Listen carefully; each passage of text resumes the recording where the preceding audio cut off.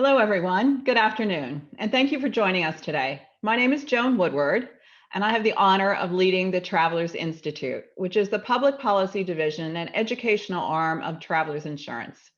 Today's program is going to be terrific. It really is. It's part of our Wednesday with Woodward series, a series we started last year to explore issues impacting not only insurance, but our personal and professional lives.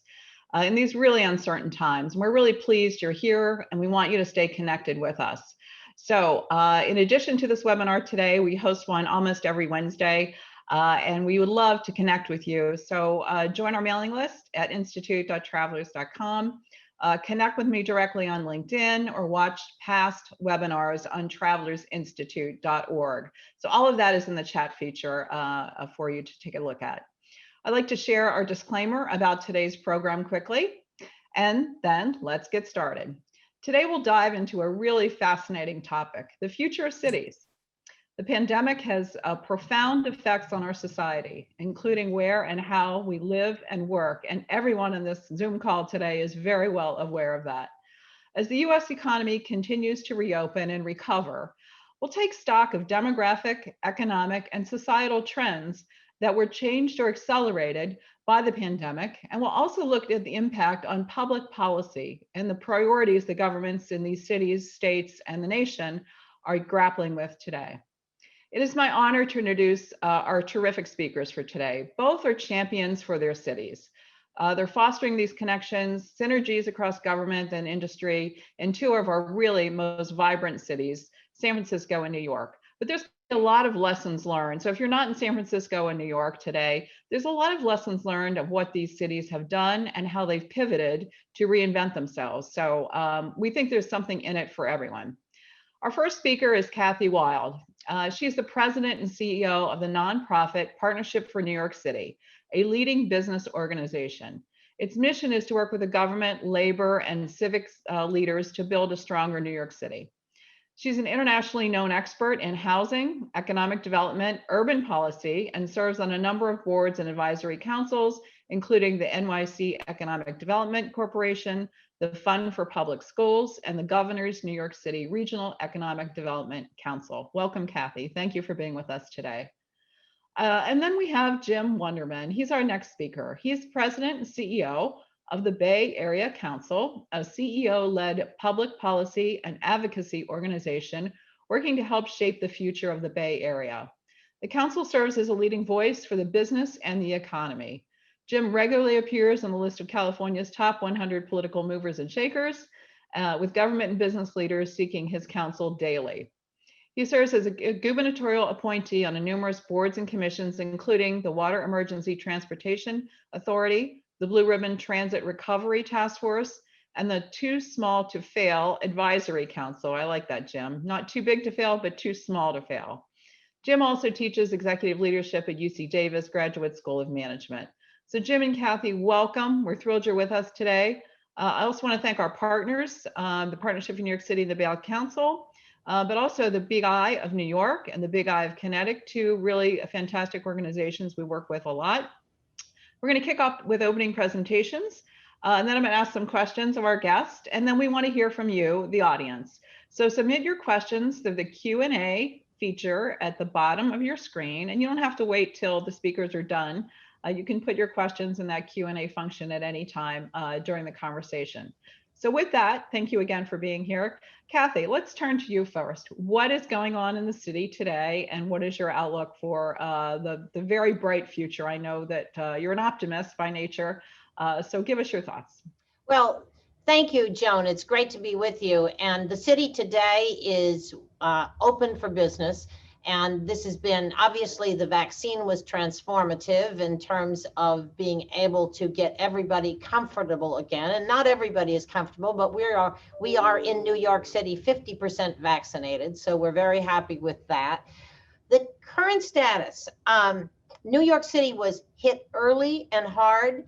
Our economy was shut down officially, our brick and mortar economy, for almost a year for the most part. Still today, we only have about 15% of office workers back in their Manhattan office buildings. So we've had a slow recovery. Obviously, we were hard hit by tourism. We had in 2019, we had 66 million tourist visitors, and they were very important to our brick and mortar economy, our retail, restaurants, et cetera. And that has, that still has not come back. We're starting to get a little regional tourism. So the city is waking up again. The vaccines have helped. The lessons of the pandemic in terms of our city, and I think for major cities across America and around the world, are pretty clear at this point.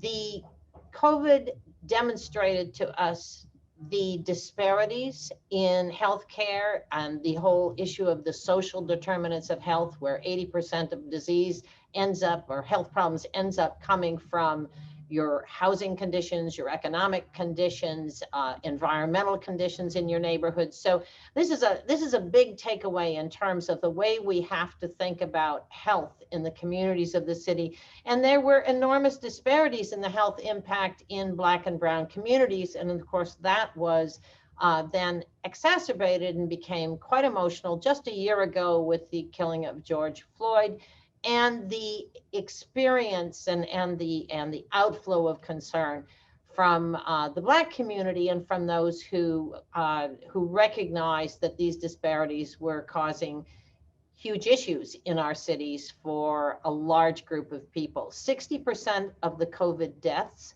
in New York, and we had over 800,000 cases of COVID so far, but 60% of the deaths were in the Black and Latino communities. So that had a major impact.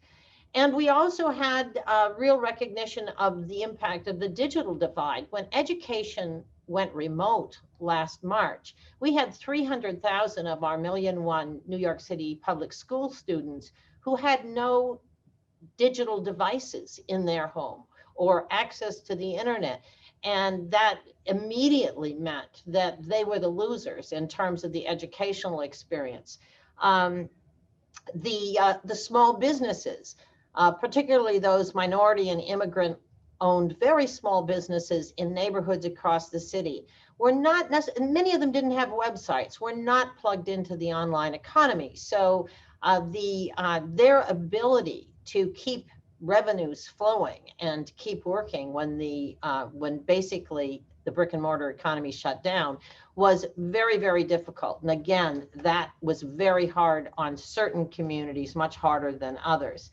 And finally, those who lost jobs. At the peak of the pandemic last July, we had a 20% unemployment rate that we hadn't seen since the Great Depression in New York City. And that had gone from less than 4% during the previous years. That was a major issue. This slide shows a little bit about comparing New York to other cities, and you'll see the bright red line at the top of the slide really demonstrates job losses. Our net job loss during the pandemic was 585,000 jobs to date. And that job loss almost all came from low wage workers and from certain industries. And you'll see also in terms of the hourly earnings growth that New York is well below the US average and well below San Francisco. And I will let Jim speak to that later. But New York, and this is because in New York City, again, the losses of jobs were so much in the low wage area, and it was just big numbers. New York has a more diversified economy than San Francisco in terms of we were not as able to have everybody work remotely or have large portions work remotely. And so this shows up in these numbers as you compare various cities and who did relatively better in terms of wage growth during the pandemic and who did relatively worse. Then moving forward, the concentration in industries of the key industries where job loss was concentrated in New York City, you'll see here, these were private sector jobs, by the way, government didn't lay off anyone. Accommodation and food services is the big number, and whether that was restaurants or catering operations, hotels, as I mentioned, tourism, anything that had tourism, retail had a big impact. All these face-to-face services, arts and entertainment. Broadway has, of course, been closed and will not open again until mid-September, although tickets went on sale May 6th, and they're selling like wildfire. So that's very good news.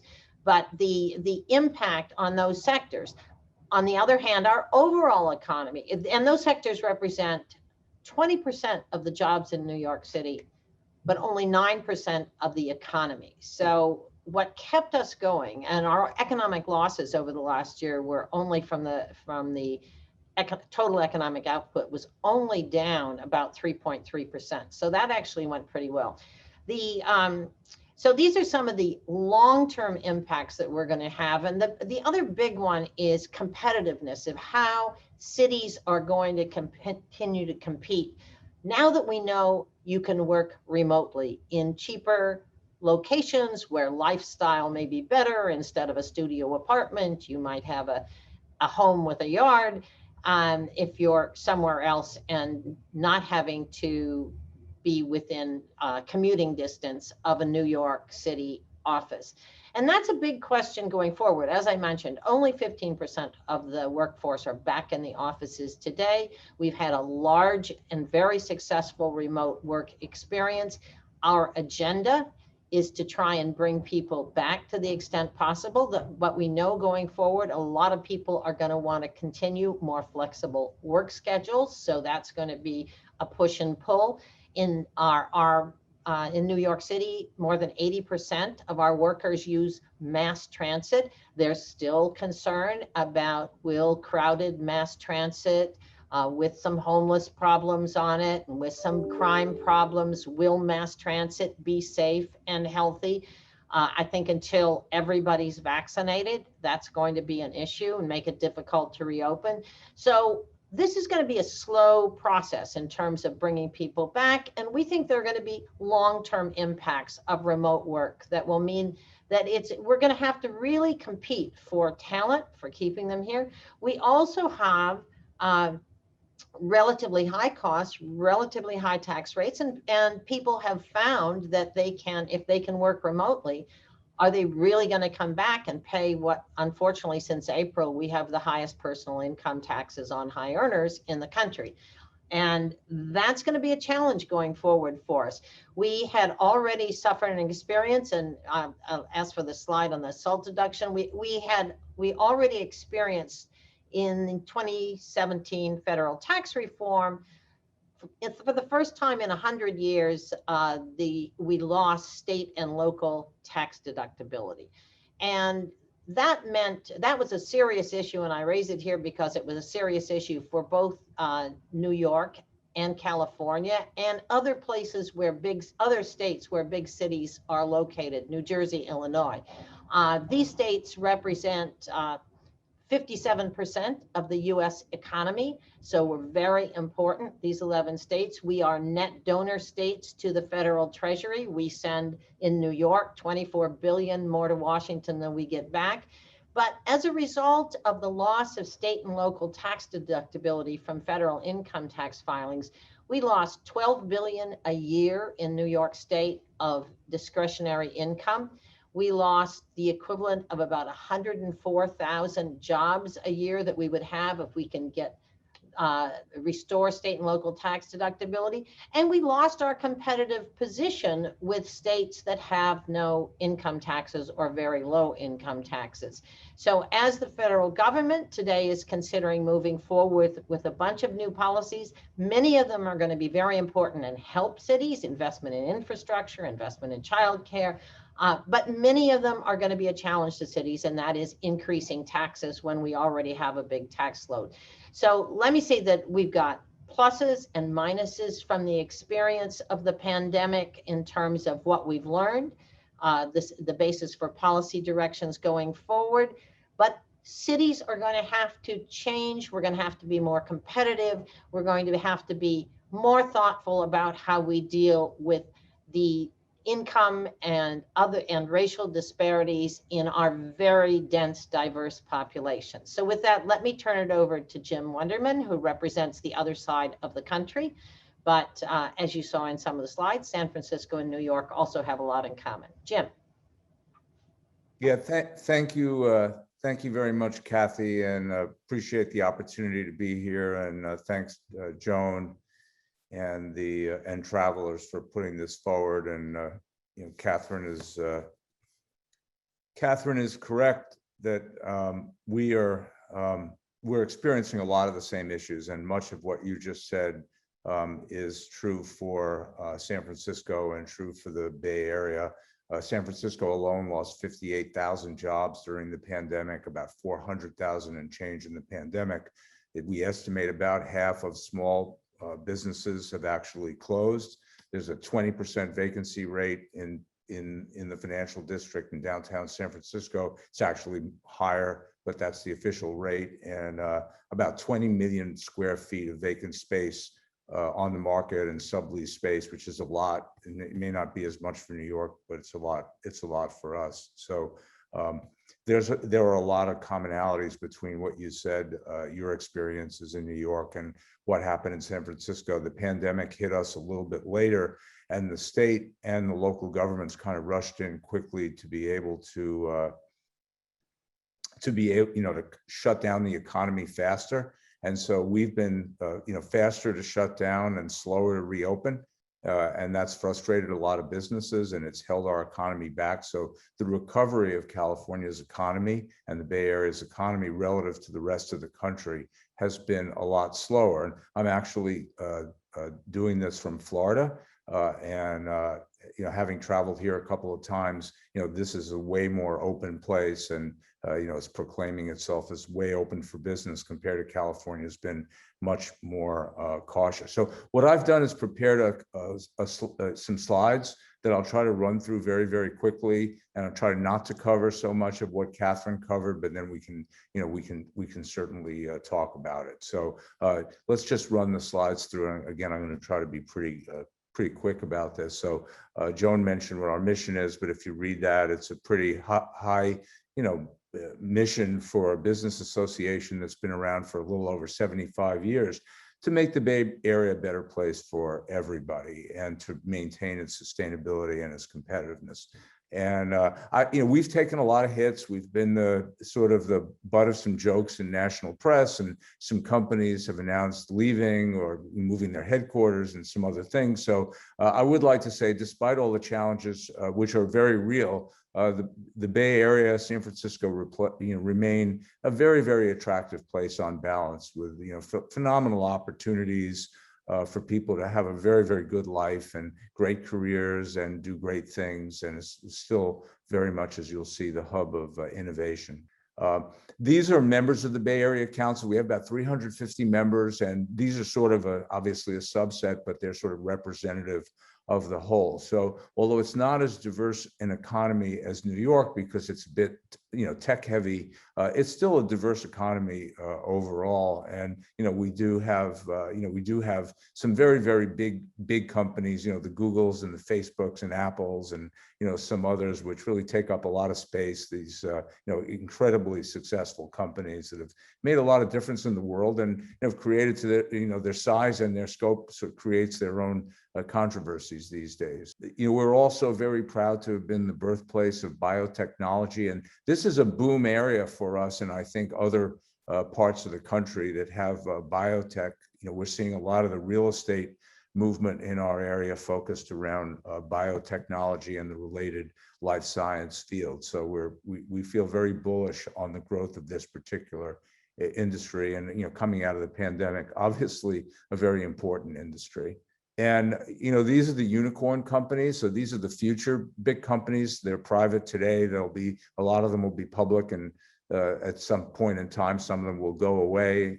Some could argue that there's some overvaluation going on in the market, but you could see how the Bay Area overperforms when it comes to these companies. And, to the good news for New York, New York is in a strong second place now, with LA not too far behind. And some of the second tier cities that we'll probably talk about during the presentations, they don't really do so well in this area. So it's really the Bay Area, New York, and, and LA and Boston. And keep going. The Bay Area has consistently received somewhere close to 50% of all venture capital, 40 to 50%, dropped a little bit in the last iteration going into the pandemic. And it'll be interesting to see whether that downward slope continues to be a trend or whether that was a little bit out of whack. But it's a bit of a concern that we had that drop. Still, to be at 35% of all venture capital when we're at 3% of the population in the country is still pretty good. And there's still a lot of innovation spark that is happening in our region today. I keep going. And you can see over the, coming out of the Great Recession, the San Jose area, San Francisco did really, really well compared to other major metros, led the country in growth. It's been we had trouble, frankly, handling all of the growth that was taking place. I think San Francisco itself had about a 7% annual growth rate during that period.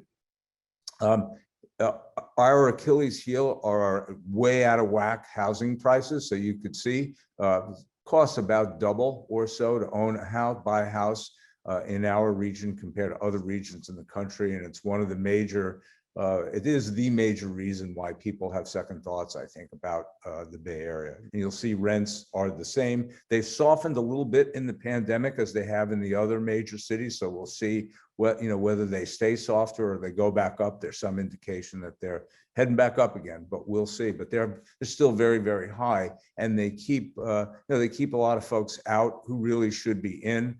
We become less a middle class area and more a place really for the wealthy and somewhat the poor, with no in between, and that is a problem, for us.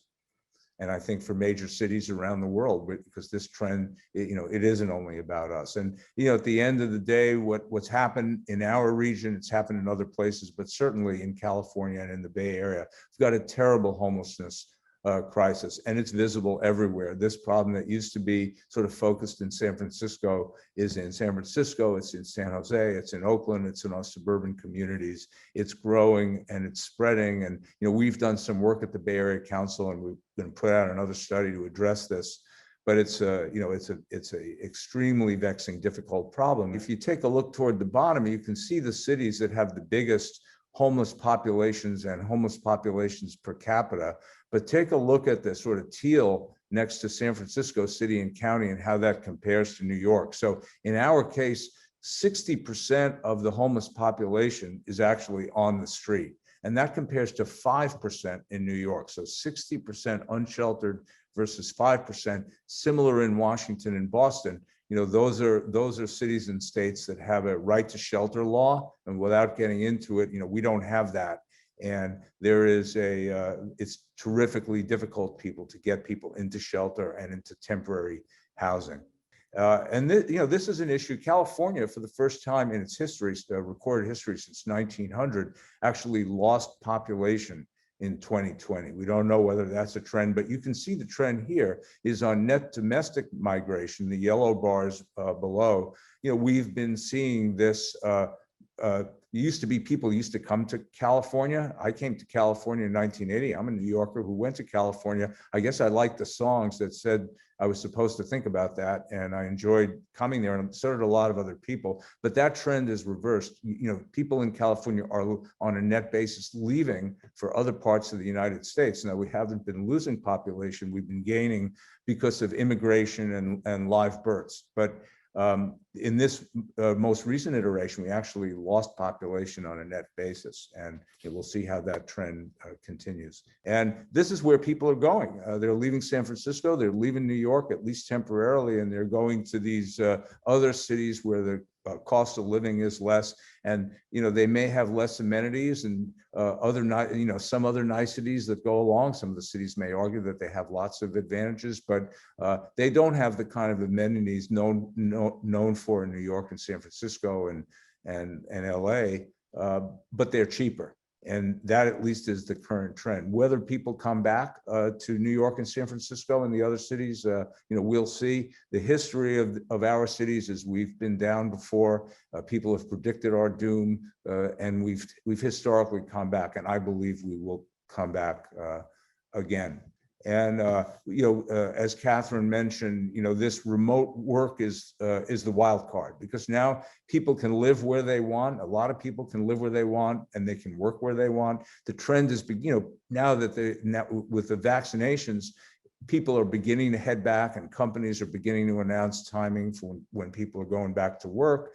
And most people will end up going back to an office, but in a poll that we recently did, before the pandemic, we had about 58% of job holders who worked at their office 5 days a week. And according to the poll, only 38% of folks will do that after the pandemic. So this is a real shift. And I think there's some tremendous challenges to New York and San Francisco in terms of this, because as you could see in the slide, in San Francisco, half the jobs in the city are remote work eligible. So you can, if only 10% of those folks end up working, going somewhere else, that would be a 5% reduction in the labor force, which would be, very, very significant. On the other hand, our cities are tremendously attractive for people. A lot of people could come to San Francisco and come to New York to live and work in a company that's not in San Francisco or New York, because those are great places to be. And I wonder if that won't end up being the trend if we get it right when it comes to dealing with our challenges around transportation and around homelessness and housing and those things. Keep going, please. So the things, you can see that slide in the upper left, that's what the Bay Area looked like last summer when we had 5 of the 6 biggest wildfires in state history burning at the same time. So our environment, climate change, this is a new set of challenges, we're working very, very hard to address. Sea level rise, floods, drought, this is becoming very real, very fast. And I think we're working hard on these issues. We've led the way in our state toward clean energy. There's some economic advantages to that, as well as environmental edges. But I think the young folks, some would say the key is, where does the labor market want to be? And I think the young labor market wants to be in places which are getting ahead of the curve on issues around the environment and the way racial equity, social justice, those kinds of things. So we're working hard on those things, not just because it's the right thing to do, but it's economically important that we do it. And transportation, we have a bigger region now. People moved from San Francisco and some of the inner city locations out farther away to places like Sacramento. And we've been working before the pandemic hit, seeing this trend, which has been exacerbated by the pandemic, toward creating a transportation system that's a truly interconnected regional system, much more like what you have in New York, and you're working on improving there. It doesn't work nearly as well in the Bay Area, so we have a lot of catching up to do, but we're focused on doing that. But we believe we can address these issues, and we come from a creative, determined place of innovators, and hopefully maybe there's some ways we can work on these things together as well. So thank you very much, and look forward to the conversation. All right, well, Jim, Kathy, thank you so much for your opening thoughts, and a lot of parallels, but there are differences, as Jim, you pointed out, with the homelessness and the housing issues, the real estate, et cetera. So a lot to talk about. I'm going to talk to my audience members for a moment. Put your questions in that Q&A function. That's the one we use for our webinars, Q&A. Just type it there. If you don't want me to read your name, put anonymous as well. So let's kick it off. Let's start where you, I think, ended, Jim, which is a lot of things are changing in cities, but let's talk about the trend moving to the second tier cities, because we know people are moving to the low cost cities or low tax states like, Florida or Texas, of course, but those second tier cities are seeing a boom. Salt Lake, Boise, Nashville, even places like Buffalo, people are moving out of the city, moving maybe more upstate.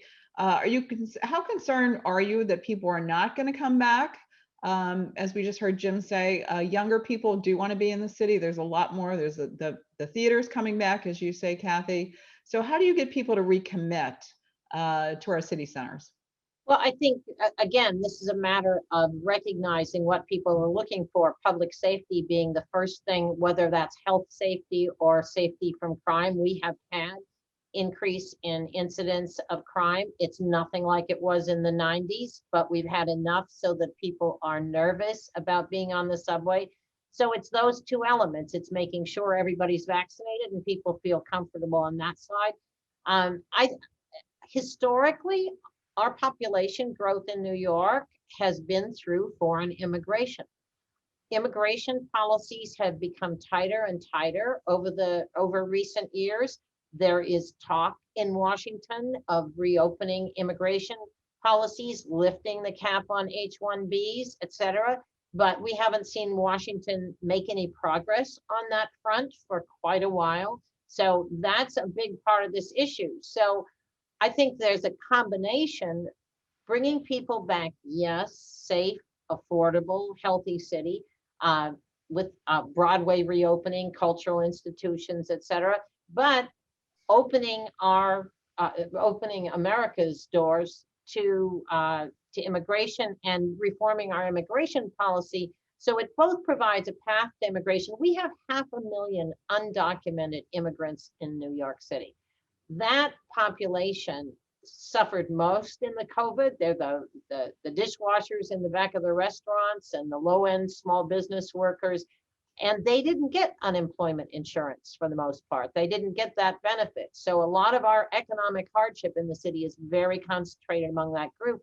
So dealing with immigration reform, I think, is a top issue for both New York and California.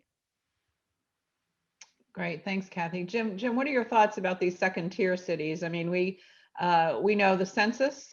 With the census, you're losing one representative in California. Kathy, you're losing one in New York, and people are walking with their feet to these other second-tier cities. And how is it that you kind of reverse that trend, or you think that trend is here to stay?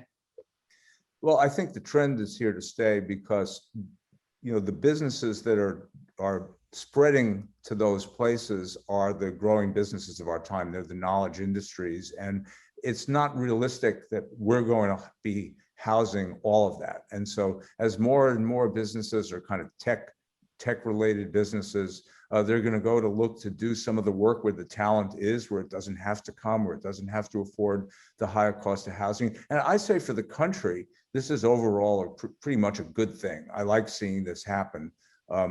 On the other hand, I think that San Francisco and New York, for the very, very talented people and the super creative class, are going to remain very attractive for that group, provided we don't discourage them. And Kathy mentioned the SALT. The deductibility. When you have such high tax rates and you can't deduct it, it really has a material impact. And we see that in California, and the issues she brought up with immigration, some other issues. So we have some problems that we have to solve, but getting through the pandemic and returning to the place where the New Yorks and San Franciscos can re-offer the amenities that made them attractive in the first place. And if we can solve for the crime and solve for homelessness, and maybe in our case do something about housing prices and start building housing like we need to do, then I think that in the end we're going to come out pretty darn well. And and I think overall this movement to the second tier cities, while it will continue, it may not be as big a story as it's been. No, I think this is not a zero-sum game. Movement to the second tier cities that have suffered and have had, since the Rust Belt cities, et cetera, they've had a history of decline. Having them come back, Buffalo certainly has had a big resurgence in the last few years. Those cities coming back is good for our big cities, as long as we have this population flow from overseas, because those cities coming back means that our role as donor states, the burden on New York in terms of, and California in terms of supporting the federal treasury, is reduced as everybody is doing better. So we're all for that. We're against the negative competition where people are saying, where Florida in particular has been aggressive, but where low tax states are saying, come to us, and trying to take our companies, competing for for talent and offering them great deals, naming streets after companies so that they move there. I mean, that negative competition is not healthy for our country, and that's why we need to be very careful about that. Right. I mean, it's been going on a long time, right, Kathy, in terms It of, has been, companies being bribed to move to their headquarters, et cetera, et cetera. yeah, and that is not a healthy situation, and we ought to get over that because we're in a global economy now, and we should all be supporting each other in this effort. Yeah, exactly. All right, let's talk about housing for a second. We are in a very interesting situation. Mortgage rates are historically low, low inventory. Houses are selling for well over, asking prices in many places around the country. So what do you think is going to happen to the housing market in the cities that you're in and generally? I mean, I know everyone in my circle has looked around their home and either done a project over the pandemic or bought that second house or improved, bought a bigger house or just, staying at home, thinking about working remotely. Is the housing market, you think, going to come back? Is it coming back now? What's the situation in New York and San Fran? Well, in New York, our housing market really hasn't suffered nearly as much as we thought, except selectively. Where the housing market has been weakest is where prices were highest and people who had a lease or were basically found they didn't want to pay rent when they couldn't live here for a year. They had relocated someplace else, and so they dropped their lease. So we had a fall off in the residential market, but prices are higher now in Brooklyn than they were before the pandemic. So few places, the Upper East Side in Manhattan has lost value. High-end condos have lost value, but that's kind of a good thing because we were such a seller's market for so long. Prices had been going up so aggressively. So I see that as a positive. I think we're going to offer more housing opportunity for more people.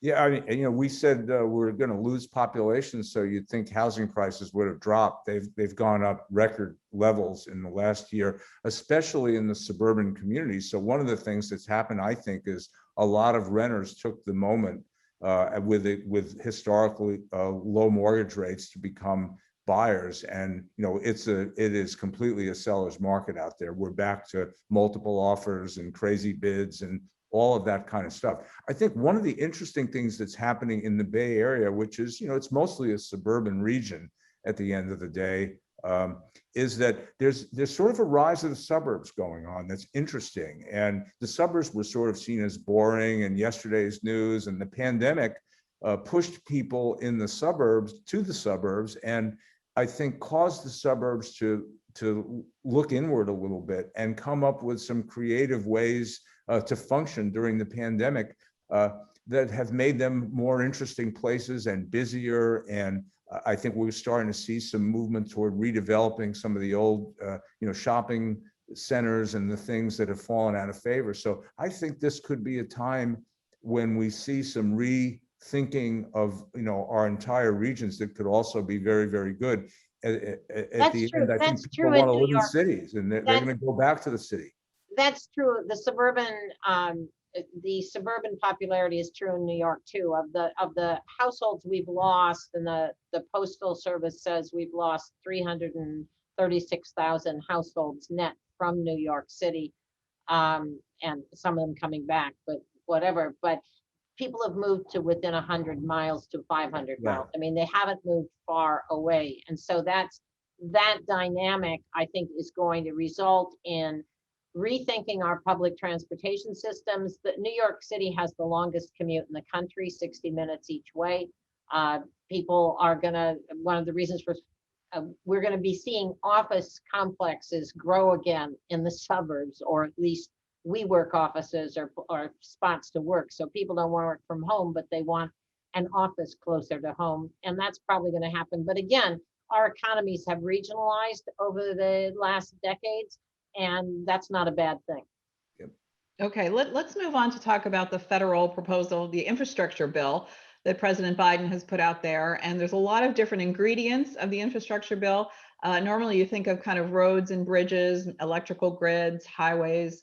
and railways, et cetera. But he's expanded the definition of what an infrastructure project is to include nursing homes, home health care, child care services. So the question for both of you is, what do you want to see in an infrastructure bill? And then the other side of that question is how to pay for it. So Kathy, you just talked about New York raising taxes on wealthy individuals. There's another federal proposal in the infrastructure bill. Do you think the SALT tax will be repealed in that larger infrastructure bill? What are you looking for? What are you lobbying on for, say? Kathy, let's start with you first. Well, I'm sure that Jim and I are both lobbying for the repeal of the SALT cap, because the SALT cap is devastating to America's most productive economic centers. And just the redistribution of that talent and that wealth is going to hurt this country. So it will cost about $80 to $88 billion a year to reinstate it. That has to be paid for. We understand, but that's somebody else's problem. We helped pay for the corporate tax cut in 2017, and we're going to leave it up to Congress to figure out how they want to balance this. So we've got to come to a balance between having competitive tax rates, both state and local and federal, personal and corporate, and also looking at our tax code in a different way. We have all sorts of crazy loopholes, benefits. We're not treating taxation equally. And I think in that sense, the reexamination of the various taxes, tax benefits, and tax inconsistencies are very important to do, and we should get at it, and we should all be supporting that effort. Some of that has been proposed. Some of it hasn't, but I talked to a senior tech executive last week. And I say, so I have an earned income. I pay 55% of my income in personal income taxes. He gets his money out of a combination of capital gains and rolling over his investments in high tech companies, and he pays 22% in taxes. And he's a lot richer than me. So that's not a healthy situation for anybody. That contributes to this divisiveness in the country of thinking who's getting away with what, the class warfare kind of stuff. So I think revamping our tax code to look at how we can do revenues more equitably is a good thing, well, while maintaining our competitiveness globally for both corporate and personal income. If we don't do both, we're going to be losers. Jim?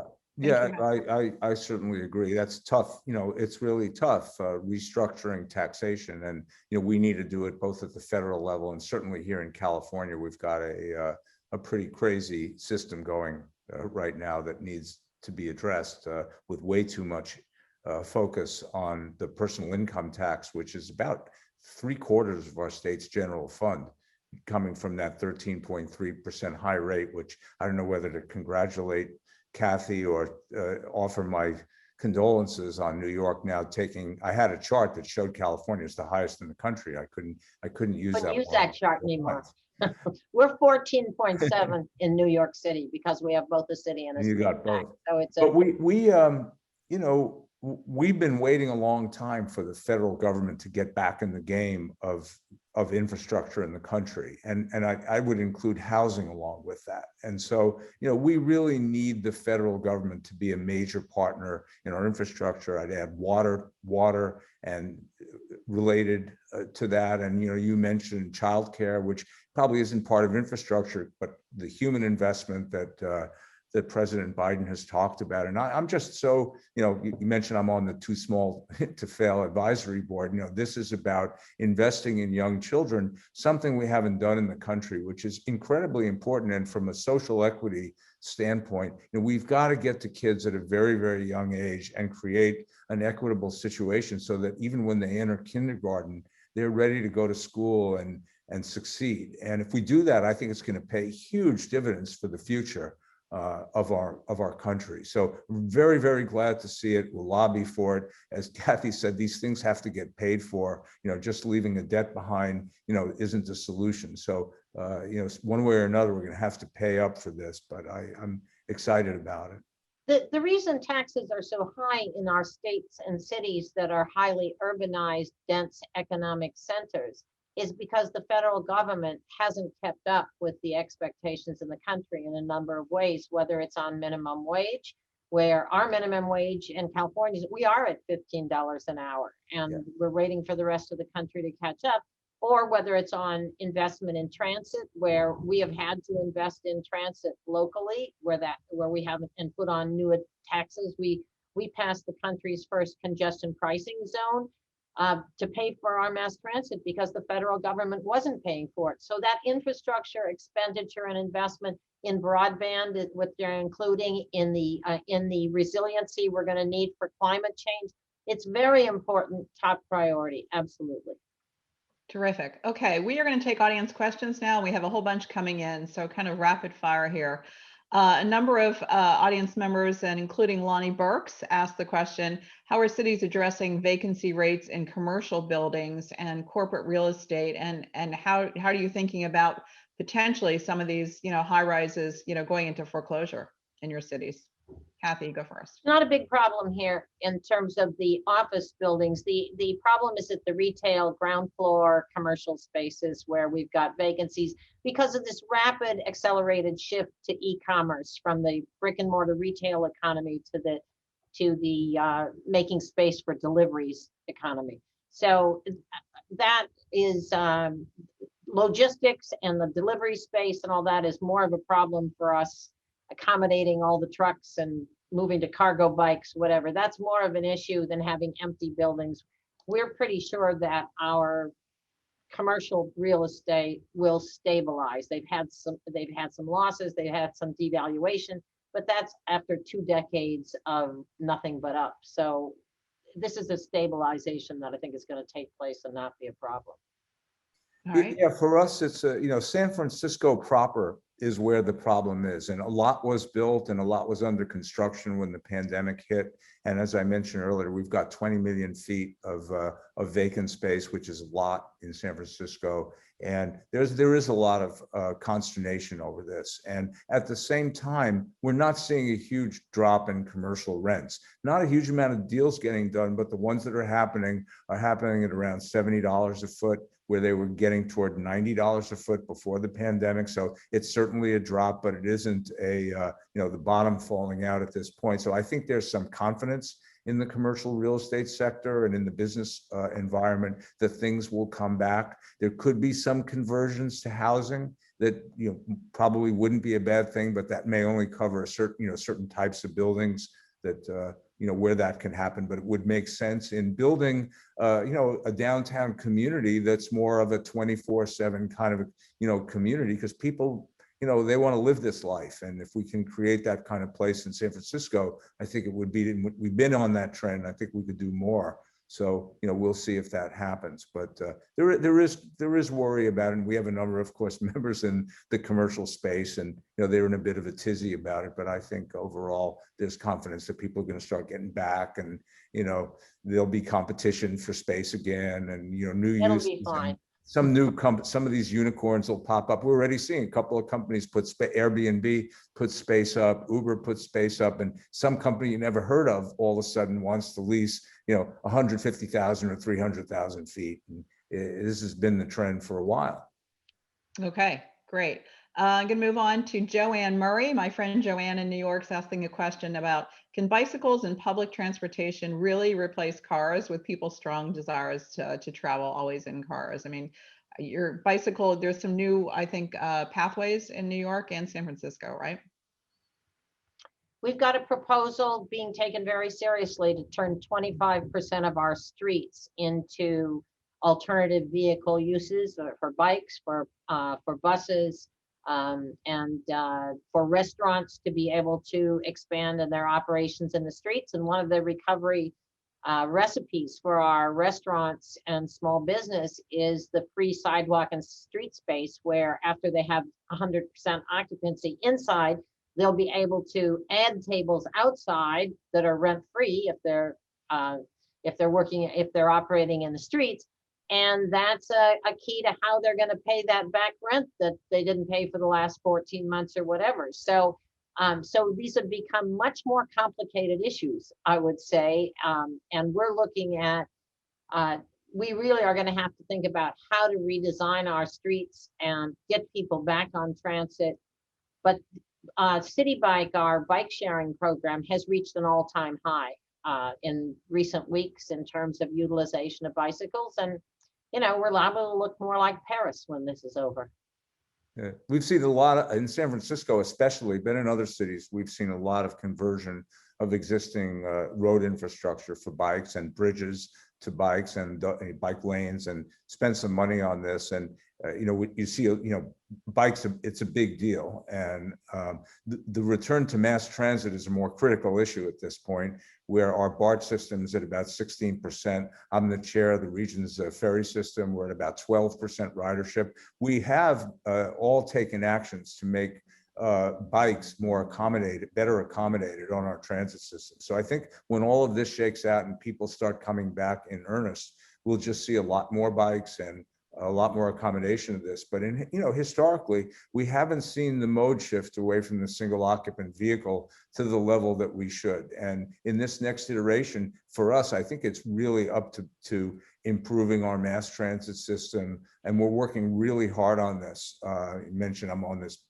transit recovery task force. We have 28 agencies that operate very independently. We're trying to have a common wayfinding system and fare structures. And we want to take a page out of New York, which has really done a better job of creating a mass transit system that's much more easily usable. It has its own challenges, but way ahead of us.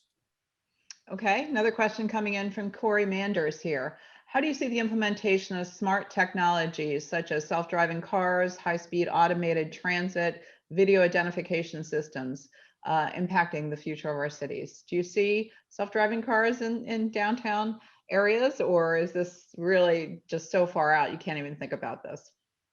I think they'll be in California before New York, but we have 3 cities in the Bay Area that are testing them right now. So if you went to those cities, you could see them on the streets. This is a fairly recent development, but there's been a lot of testing going on, and some of the companies, Cruise and Waymo particularly, have really focused on our region, and Uber was doing that for a while. So I think that they sort of see San Francisco as ground zero for this, although they're testing in other cities. Pittsburgh, Pennsylvania, and Phoenix are also hotbeds for this. I think it will ultimately be a national movement. It may take longer than maybe some of the companies would like, but ultimately, I think this newer generation that's coming into the world will never learn how to drive. But more generally, I think we found out the slow rollout from the Small Business Administration of the PPP loans and the bollock stuff with the systems, with our unemployment system in New York State. We got a call last March when they were getting flooded with more unemployment applications than they ever had. And the call was for COBOL programmers, because they were still using 1970s equipment to try and manage government functions. That's where we really have to invest in terms of, we do not have smart cities and states, or for that matter, such a smart federal government. And this has to be a big focus and should be part of the infrastructure plan. Yeah. So let's go there. Question coming in about what skill sets are your member companies looking for? A lot of companies we're hearing that they have all these job openings, and we still at over 6% unemployment in the country, which I think 6% is pretty darn good given the fact that we were almost 15% nationwide a year ago. But a lot of job openings, and people, do they not want to work because they're getting the unemployment benefits? I think it ends in September, the accelerated unemployment benefits. But what's going on there? We've got, in New York City, we have an 11.4% unemployment rate still, which is double the nation. So we've really got a big unemployment problem. And we have about 350,000 vacant job postings. That's our skills gap, which is gigantic. We don't have people to fill the jobs that are available. And it's not because these are entry-level jobs for people. The 80% of the jobs that are listed, that list their requirements, require an associate degree or better. So this is a matter of not having invested in workforce development in this country or this city in the way that we had to. And what happened was we accelerated the digital economy by a decade. The jobs have changed immediately. Now we no longer have waiters and menus. We take pictures with our camera and punch in what we want at a restaurant. I mean, everything has changed so fast in the last year, at least in New York. California may have been there, but it's changed so fast for us. And we've got a lot to make up. So the workforce investment that we have to make in the next few years is just enormous. Quickly, one of the things we're trying to do is work with our major companies, especially the tech companies, to provide apprenticeship programs. And Governor Newsom is really pushing on this, calling for 500,000 apprenticeships in the state, because those are the companies that have a lot of the job postings, and there is a tremendous skills gap, and there's just a lot of folks that, young folks coming up who just don't have the skills that they need to do the jobs that the companies want. There's also a need for soft skills and people who can interact in a collaborative environment effectively and communicate well and so forth. So it's a mixture of things, but there is a gap. And I think for organizations like Kathy's and ours, this is a big responsibility that we have, is to pull together the private sector and the education sector to create a better match in a world that's changing much more quickly than it ever changed before. We're confronting that challenge every day. Well, this has just been fascinating. And Jim and Kathy, I unfortunately, our time is up, and I cannot thank you enough for sharing your insights and your ideas about how to get our cities back on their feet. We are so grateful that you're both in those cities working hard to make it happen for the citizens. And we're going to work with both of you on all the changes you talked about and trying to accelerate the pace of change for our economic development. So thank you so very much for your time. And again, we appreciate it. Let me also talk about upcoming webinars. So please join us on June 9th for former FDA Commissioner Dr. Mark McClellan. He's going to talk about the outlook for tackling the global pandemic with vaccines and the outlook there. June 16th, we're going to take a behind the scenes look at the New York Stock Exchange. And then June 30th, we're going to talk about ESG, environmental, social, and governance issues with a former SEC Commissioner, Paul Atkins, and our own Yafit Cohen. And then July 14th, can you innovate like a unicorn? We're going to talk about innovation, even in older companies. Companies have been established for a very long time. And Jim Wunderman, we appreciate your thoughts today on unicorns and how to innovate. So we hope to draw some parallels there. Again, Kathy and Jim, I cannot be more grateful towards you for your time and your ideas today. So thank you both. Thanks. Thank you. Nice to be with you. And take care, my friends. Please get your vaccine, and let's all get back to quote unquote normal. We'll see you in a few weeks. Have a nice Memorial Day. Appreciate you being with us.